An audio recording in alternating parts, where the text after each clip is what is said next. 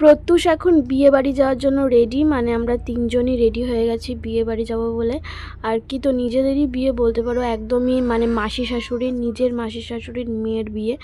তো আমরা সবার লেট আর কি, সবার লাস্ট। তো সেই সকাল থেকে মানে আগের দিন যাওয়া তো একদমই সম্ভব না, মানে আসেই না, মানে এটা মাথায়।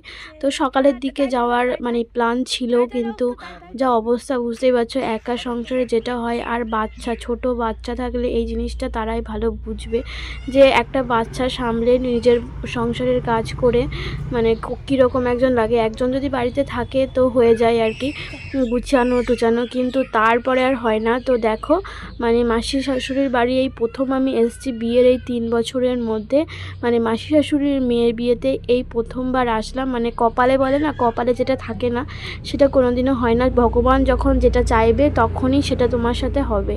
তো ওই যে দেখতে পেলে রেডি হয়ে ঘরের যে অবস্থা ছিল, মানে ভিজে জামা কাপড়, মানে ভিজে বলছি, শুকনো জামা কাপড়গুলো সব তুলে রেখেছি, মানে তুলে বাসন টাসন গুছিয়ে ফুছিয়ে। তারপরে দেখো এই যে বিয়ে বাড়ি এসে প্রথমে এসে সবার লাস্ট তখন প্রায় 3:30টার মতো বাজছিল, এসেই খেতে বসে পড়েছিলাম। খাবার ছিল না, মানে খাবার ছিল না বলতে ভাত ছিল আর তরকারি মানে প্রায় শেষ, মানে ডাল ছিল আর তরকারি শেষ। তো এটাই হলো অবস্থা। তারপরে বিয়ে বাড়িতে যেটা হয় আর কি, এসে দেখছি সবাই জল ভরছে আর কি, আমাদের এখানে মানে জল ভরতে হয় ও হলুদ শাড়ি টাড়ি পরে। তারপরে এসে এই যেগুলো সাজানো, বিয়ের প্যান্ডেল ফ্যান্ডেল তো সবই করা, যে বিয়ের বাড়ি যেরকম হয় আর কি, 1000টা নিয়ম কানুন। তো আমরা এসেছি সেই সময়, আর প্রত্যুষের তো ঘুম পেয়েছে, কিন্তু ও এইসব আর কি ভীষণ পছন্দ করে। এই বিয়েবাড়ি মানে আনন্দ, গান বাজনা, মানে এখানে আর কি বাজনা বাজছে, তো এইসব ওর খুব পছন্দ। ঘুম পেয়েছে তবুও কিছুতেই ওকে ঘুম পাড়ানো যাচ্ছিল না।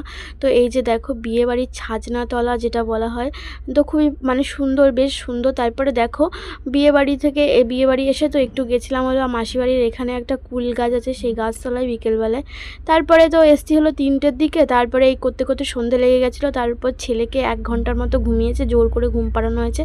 তারপরে দেখো রেডি হচ্ছে এখানে সবাই মানে একসাথে, মানে শাড়ি পরা হয়ে গেছে। তারপরে দেখলাম আমার ছেলেকে আগে খাইয়ে নিই, তারপরে অন্য কাজ আর কি। আগে তো সুজি রান্না করেছি, গ্যাস আছে মাসিদের।